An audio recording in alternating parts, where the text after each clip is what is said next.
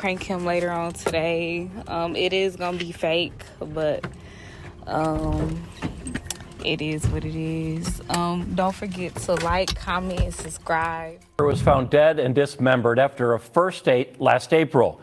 It's an unimaginable pain the parents of Sade Robinson simply cannot escape. Today, we delve into a story that shattered a community and left a family grappling with a pain so profound it defies description. This is the story of Sade Robinson, a 19-year-old with a bright future ahead of her, whose life was brutally cut short after a first date with a man she met online. The shocking details of her disappearance and the subsequent investigation captivated a nation. But for her family, it was a waking nightmare. We will trace the steps of this horrific crime, from a seemingly innocent dinner to a chilling discovery, and the relentless pursuit of justice that followed. This isn't just a story about a crime.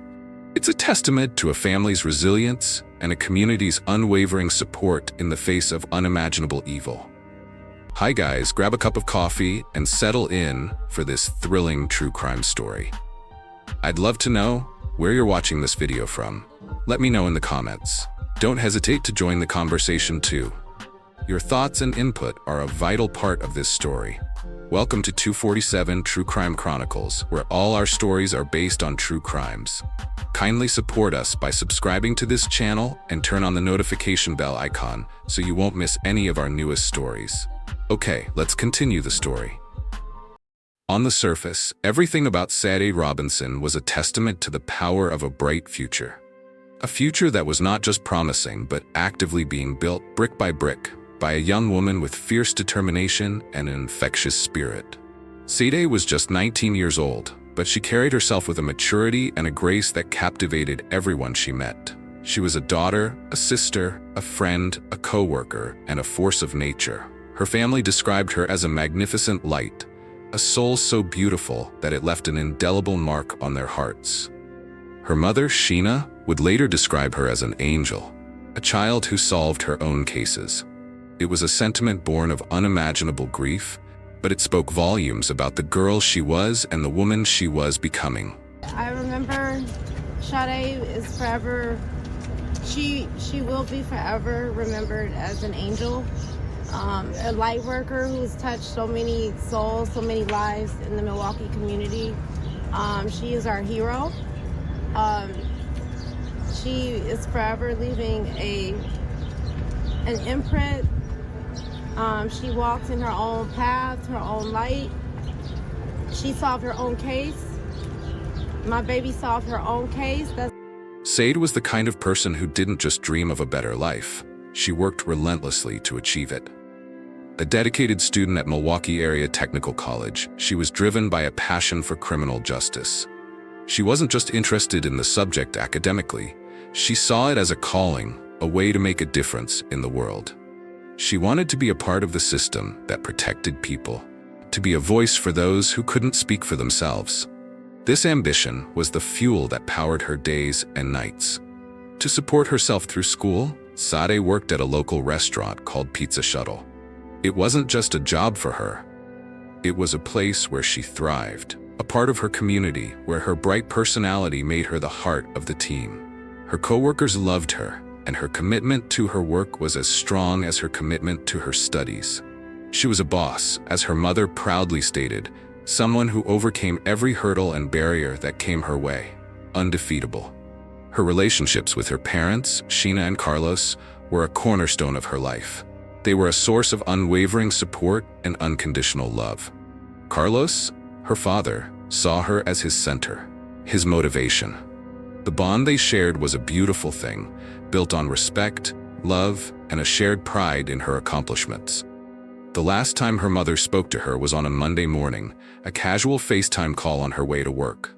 It was a normal moment, a small, loving ritual that symbolized the everyday beauty of their relationship.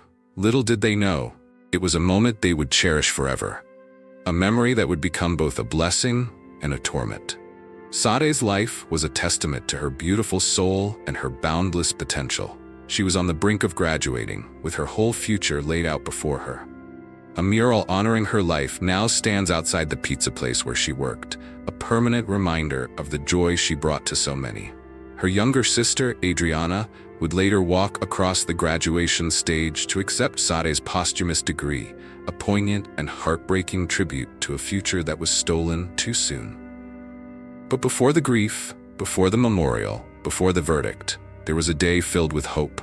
A day that started like any other. It was a day that would tragically spiral into a nightmare, all because of one fateful encounter. The man at the center of this story is Maxwell Anderson, a 34-year-old bartender from Milwaukee. On April 1st, 2024, Anderson and Sade Robinson met for a first date. What Sade couldn't have known was the darkness that lurked beneath Anderson's seemingly normal exterior. A darkness that had allegedly been brewing for weeks, a plan meticulously crafted and horrifyingly detailed to a confidential informant. According to court filings, Anderson had reportedly shown the informant a secret beach where he planned to carry out his heinous acts and even displayed the tools he would use. The informant was told of Anderson's plan to kill a woman he had just met, a woman with a car he wanted to take. The victim, the informant claimed, was Sade Robinson. The story of that night, pieced together by meticulous police work and courtroom testimony, is a chilling chronology of events. It started as many first dates do, with dinner and drinks. Surveillance video from a local restaurant called Twisted Fisherman captured the pair together. They looked like any other couple on a date, talking, laughing, sharing a meal. From there, they moved on to a bar in downtown Milwaukee. Phone records and additional surveillance footage tracked their movements, painting a clear picture of their evening. Everything seemed normal, predictable. But as the night wore on, the narrative took a sinister turn. The last place Sade was seen alive was at Maxwell Anderson's home on Milwaukee's south side. This is where the story shifts from a typical night out to a terrifying mystery. The prosecution, in a harrowing closing argument, revealed disturbing details of what happened next. They presented evidence, photos recovered from Anderson's own phone, that painted a picture of pure horror. The images allegedly showed Sade Robinson, incapacitated, lying face down on Anderson's couch. Her face was buried in the cushion, and her right breast was exposed. A detail the prosecutor pointed out would later become a grim clue. Anderson was allegedly seen in the photos grabbing her breast. This evidence, the prosecution argued, showed Sade was not only a victim of a brutal murder, but also a victim of sexual assault. This detail, the last known moments of Sade's life, was a powerful and sickening revelation that left the courtroom in stunned silence. What happened next is a blur of horrifying events, a cold and calculated act of violence. The prosecution alleged that Anderson killed Sade at his home. She was a vibrant young woman, full of life and promise, and in a single, monstrous act, her future was extinguished. After the killing, the unimaginable task of covering up the crime began. According to prosecutors, Anderson drove Sade's car to a remote location, Warnemont Park in Cudahy, a place Anderson had allegedly shown to the informant as his intended murder location. It was there, in the quiet darkness of the park, that he dismembered her body. The prosecution described the scene to the jury, stating that Anderson was cutting up her body, a cold, mechanical process to get rid of the evidence. The details of the dismemberment were so gruesome they were almost impossible to comprehend. Body parts, both of her legs, her right arm, her torso, and her right breast, were found scattered across the Milwaukee region in the days and weeks that followed. Her severed leg was found by a passerby at Warnemont Park, the very place where the dismemberment was alleged to have taken place. Her right arm eventually washed ashore in Waukegan, Illinois, carried by the currents of Lake Michigan. This was the dark, horrifying climax of a first date gone wrong, a testament to a level of violence that defies imagination. But the horror didn't end there. After the dismemberment, Anderson allegedly drove Sade's car to the north side of Milwaukee, where he set it on fire, a final desperate attempt to destroy any trace of his crime. But what he didn't realize was that he had left a trail of evidence behind him, a trail that would lead police directly to his door. The investigation into Sade Robinson's disappearance was a frantic race against time. When her parents reported her missing, they were filled with a terrifying dread that every parent knows, but hopes never to feel. Their dread was tragically confirmed when a severed leg was found in a park, and preliminary DNA testing linked it to Sade. The news sent shockwaves not just through her family, but through the entire Milwaukee community. The search for the rest of her remains became a grim and desperate task, as her family and law enforcement worked tirelessly to bring her home. The evidence that built the case against Maxwell Anderson was a tapestry of modern forensics and old-fashioned police work.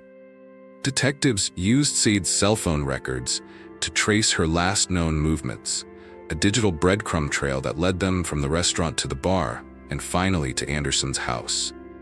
Surveillance footage from various locations confirmed the timeline, showing Sade's car, and later a shadowy figure believed to be Anderson, driving to and from the different crime scenes. The car, with its distinct taillights, was caught on camera, a silent witness to the events of that night. Investigators also used Sade's phone records to track her final pings, showing the exact path her phone took before it went dead. This was a critical piece of evidence, as it allowed them to reconstruct the journey of her car and ultimately the journey of her body. The physical evidence was equally damning. In addition to the gruesome discovery of her remains, prosecutors found photos on Anderson's phone that showed Sade incapacitated. This was a key part of the prosecution's argument, as it suggested that Sade was not a willing participant in the events that followed. They also found evidence of Anderson's premeditation. An informant's testimony alleged that Anderson had planned the murder for weeks. He had allegedly shown the informant the location where he intended to dismember her, and had even shown him the tools he would use. This testimony painted a picture of a calculated killer, not a man who acted in a fit of rage. The investigation also revealed that Anderson had a lengthy criminal record, including charges for domestic abuse and disorderly conduct, which further highlighted his dangerous nature. The trial was a grueling process, lasting for days and filled with emotional testimony and disturbing evidence. The prosecution's case was built on an overwhelming amount of evidence, from cell phone data and surveillance footage to the physical remains of Sade herself. They presented hundreds of exhibits and called dozens of witnesses, each one adding another piece to the horrific puzzle. The defense, led by attorney Anthony Cotton, presented no witnesses. They argued that there was no intent to kill, but the jury was not swayed. After a shockingly short deliberation period, just over 20 minutes, the jury returned with a verdict. Maxwell Anderson was found guilty on all counts, including first-degree intentional homicide, mutilating a corpse, hiding a corpse, and arson. The verdict brought a small measure of justice, but it couldn't bring Sade back. Still probably in denial to some point. I can't help it. I just can't accept this. Mentally, I can't accept it. I feel like I might lose the last piece of my sanity if I do. The aftermath of the verdict was a mixture of relief and continued heartbreak for Sade's family. While justice had been served in the courtroom, their grief remained as raw as ever. In a powerful and emotional interview, Sade's mother, Sheena Scarborough, described the agonizing pain of not having all of her daughter's remains. "We still don't have my baby's crown, her head," she said, pleading for Anderson to tell them where the rest of her body was. The family's pain was compounded by the fact that pieces of their daughter were still out there, possibly surfacing a week from now, a year from now, or never. Sade's father, Carlos, also spoke of his unimaginable pain and his denial, admitting he couldn't mentally accept what had happened. His pain was so deep that he confessed to having suicidal and homicidal ideations, a testament to the immense toll the tragedy had taken on his sanity. Despite their overwhelming grief, Sade's parents have chosen to honor her legacy by becoming a voice for others. Sheena Scarborough has launched the Sade's Voice Foundation, a platform dedicated to being the voice for all missing and murdered Black and Indigenous people of color. The family has channeled their pain into a purpose, ensuring that Sade's story will not only be remembered, but will also serve as a catalyst for change. The community of Milwaukee has rallied around them, creating memorials and a beautiful mural outside Pizza Shuttle, a symbol of a city's love and sorrow. The case of Sade Robinson is a story of a bright future stolen, a vibrant life extinguished by a man with a dark heart. It's a story of a family's unimaginable grief and their tireless quest for justice.